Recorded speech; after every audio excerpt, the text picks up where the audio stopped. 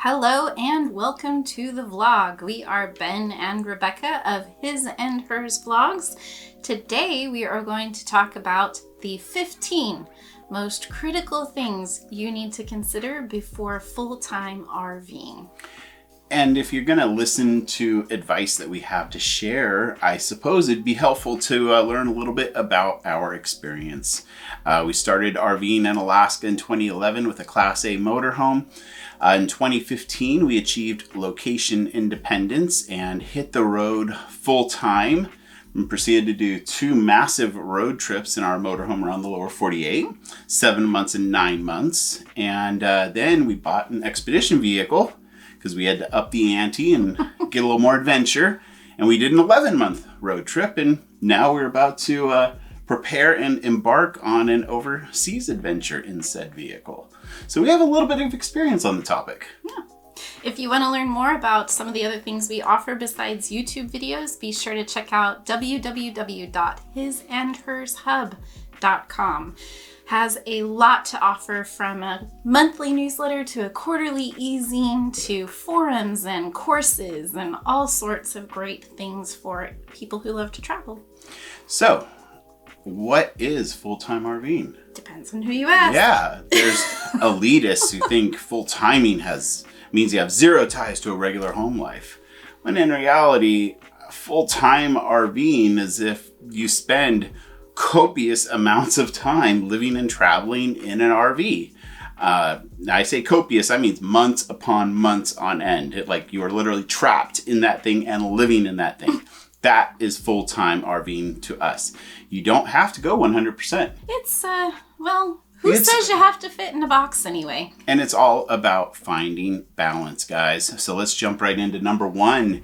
What kind of RV do I need? My only feedback on this is work from your destination backwards, and that will spit out the answer on exactly what type of RV do you want. Do you want to just sit in RV resorts and travel around that way? Do you want off the grid destinations? Who's going to be traveling with you? Yeah, how many people? So just work from the end to the front and it will answer itself. Secondly, number 2, how are you going to fund your life? It's not free? I thought it was. It's not? No. Oh, shoot. But no, the point is, contrary to popular belief, there are lots of ways to make money while you are location independent. And usually it involves bringing skills that you had in your previous life with you. In fact, we've created a playbook that you can check out on www.freedomisthenewwealth.com. It'll help you set yourself on the right track for figuring out how to become location independent. And there's never been a better time to take the leap into a full-time travel lifestyle. The internet and the ease of which communication happens. You know, it's a pioneering time, and there's no better time to embrace it and live life to the fullest. Even in the few years we've been doing it, it's gotten so much easier. But number 3, what are you going to do with your home? We wanted to keep it. We did. And we did this in part because we both didn't really want to move. We really like having a home base that we come back to. We love Alaska. We do. We love Alaska. We also felt like it was a smart financial choice to keep our home. We don't know what the future holds. Yeah, that whole adage of sold everything and hit the road, that's not all that sharp if you're in our age group. You know, we're not at the end of our lives in RVing here. We still have a lot to live for. Well, and for people that are in the retirement stage of their lives, and that was their retirement plan, genius, totally smart. But if you are younger and you may still want to come back home to a stick and brick house, consider renting it out or getting a caretaker or whatever.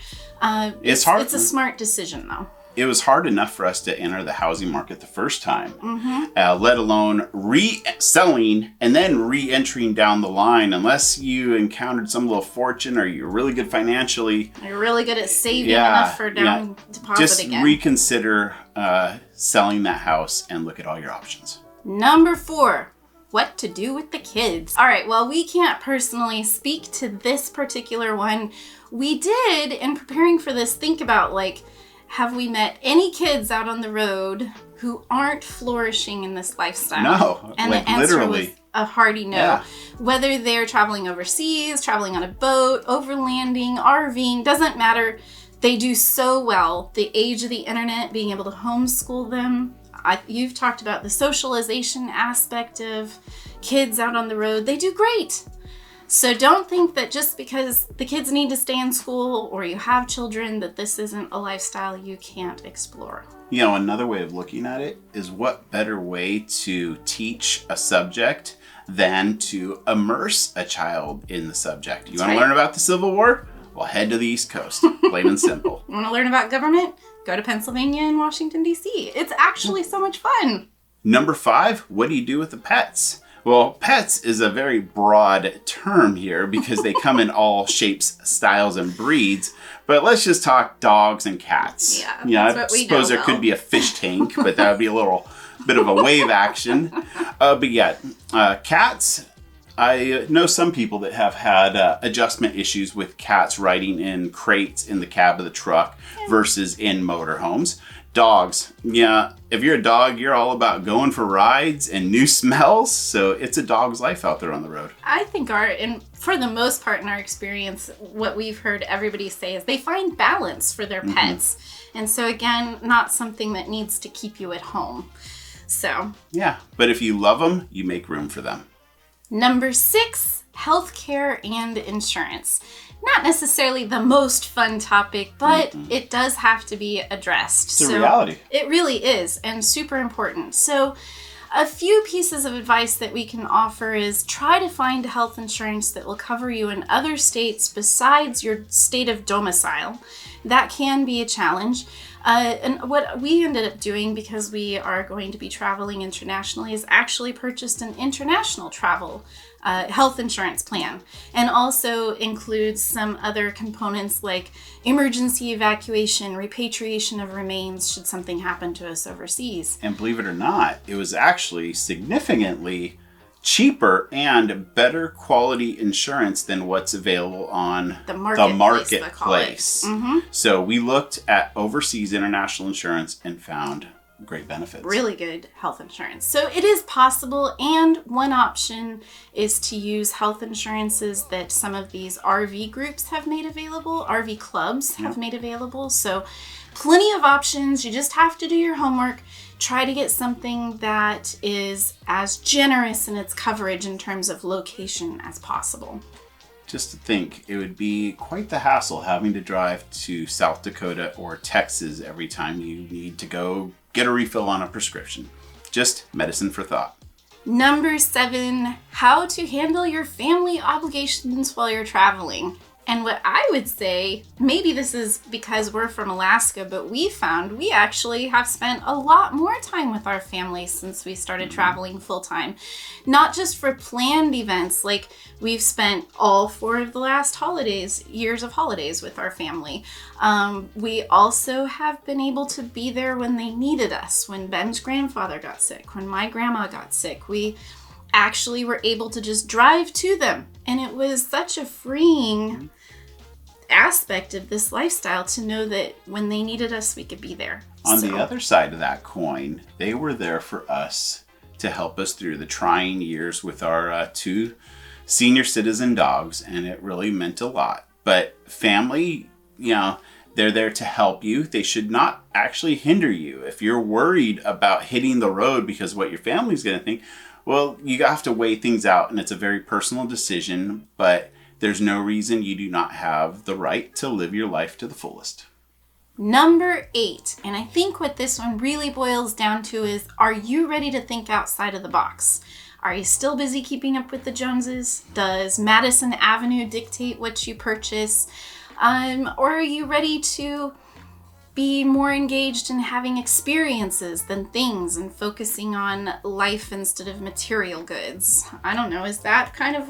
Well, it's an ever-changing world with social influencers and hashtags and all that, and the peer pressures that are out there. Because let's face it, people are on social media every single day, and that is for better or worse. If you're feeling down, it can cheer you up, Or if you're feeling down, it can make you feel worse because there's everybody out there having a good time. But make sure you're doing it for the right reasons and not giving into peer pressure. Number 9, where are you going to stay every night? I know this might seem like a really massive thing to tackle right now, but in all honesty, it's kind of fun and not really that hard. You can join companies like Thousand Trails and have campgrounds you can go stay at all over the place. You can for 2 weeks at a time, so it's not an every night move. Right. You can boondock, which is really unique and a lot of fun and saves some money. Yep. There's campgrounds galore. You can park at big box stores like Walmart and Cabela's and Bass Pro Shops. The options are endless. And also with the internet age, there's a plethora of apps out there. I will just give you 2 of our favorites would have to be Campendium and iOverlander. The iOverlander works a little bit better for smaller vehicles that can reach off the grid places, but they are both amazing resources for the full-time traveler. Number 10, where am I going to find services? So this includes everything from dumping your tanks to getting fuel. And again, living in the digital age is going to be to your benefit here. We use Allstays app a lot. Again, Campendium helps. And Googling really works great. One that we've started to use a lot since we have a smaller vehicle now is Gas Buddy, because if you drive maybe like an extra 2 blocks off the highway, you can save 30 cents on your gasoline or diesel. So download those apps, maybe plan a little ahead for the next stop or something. And really this is like no-brainer, super easy. Number 11, what clubs do I join? And there are no shortage of clubs and memberships to join in the RV community. Almost to the point of being overwhelming. Yeah. They're all in that kind of $50 range sometimes. Some are useless, some are quite valuable. I would say our favorites would have to be Harvest Host, which connects you with museums, farms, wineries, even golf courses. That allow you to park for the night for free in return for being a customer of their business. Boondockers Welcome is a nice one. That's a network of people all over the country that just welcome travelers in their driveway. How cool is that? What are another one of your favorites? I think we do Xscapers. That one has some great events. They have some great trips if you're interested in like traveling with groups. And they offer the safety of a community if that's your thing. All of the conveniences of being able to meet people that do the same thing you do. Yeah. So just keep in mind there's a lot of clubs. You do not need to join them all to just get out there and travel. Number 12, something we all worry about because we're addicted to our phones, and most of us have to have it for work on the road. Yeah, make a living. But how are we going to get internet on the road? And I think the best thing we can do is tell you to go over and visit Chris and Cherie at Technomadia. They do regular videos. They have a full website and a book on the topic that they update all the time. Yeah. And they'll tell you the best companies to go with and special deals they're offering, and even talk about boosters and all kinds, everything you need to know, just everything. But the environment is better than it has ever been for mobile internet. You can get wicked upload and download speeds out there, but you have to acknowledge that it's an ever-changing environment, and these companies, they like trade towers like baseball cards, specials come and go. So the only thing that we can say is just go see Chris and Cherie from Technomadia, and they'll hook you up because they have their fingers right on the pulse of this whole mobile internet thing. Number 13, and kind of funny that we're going to talk about this, but you got to be prepared for the worst. So that can mean anything like breakdowns or the internet fails or weather or something happens to your rig, all kinds of things. I think the best thing we can offer here is you're going to have to go with the flow. And life still happens when you travel. Everybody's going to think you're on a permanent vacation, but you're not. The dog still gets sick. Grandma still gets sick and passes away. Things still happen to the RV. Things still happen at work. It's just life, but it's life on the road. Number 14, and we're talking about gear and accessories, but how much solar do I need? Because everybody's like, oh You have to have solar. It's going to be a game changer. And if less is good, more is better. Yeah, I cannot argue with that because our last rig did not have solar. We were rocking the way people have done for all the decades before with 2 deep cycle batteries and a generator. And we did just fine. Yep, we existed just fine. But solar is good. But you also need to consider it's not just the solar panels, it's your battery bank that stores all that power that you're harnessing from the sun. So instead of investing in a lot of solar, maybe consider investing in your battery bank. This past year, we upgraded to Battleborn Lithiums, and they have been absolutely amazing. And considering that this rig had solar and an inverter and all those things that we did not have in our last one, we are very happy campers. Just keep in mind, that's all accessories. You do not need to have this stuff to get out on the road and do full-time travel.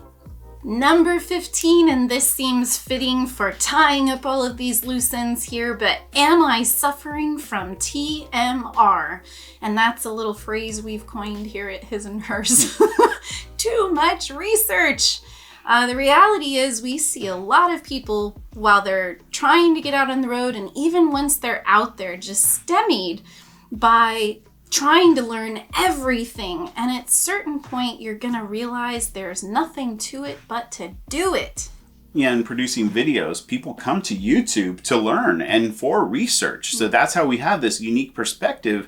We know people that have been researching for years upon years, and they're doing one major thing wrong. They are not taking action. Nothing is going to change in your life unless you make a change and take action. Plain and simple. Research is good, but it's all about balance and making stuff happen in your life. And you just got to go out there and have fun. At a certain point, you cannot prepare for everything that life is going to present you, but you only regret the things you don't do, usually, not the things you do. So, all right, guys. Do it.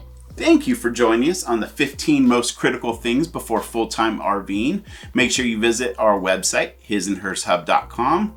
Subscribe to our channel for more engagement, and we'll see you on the road. Thanks for joining us. See you next time. Bye.